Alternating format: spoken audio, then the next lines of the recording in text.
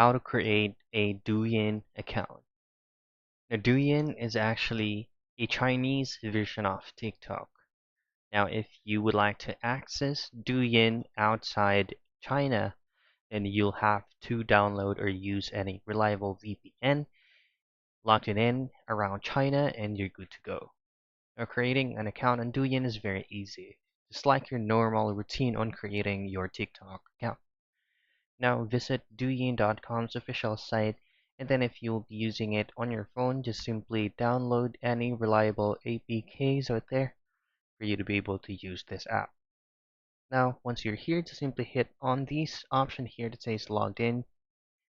Use any phone number available on your end, and just simply hit on send code for you to be able to get an OTP, and then just simply logged in and set up your account. That's basically it. That's how you create a Douyin account.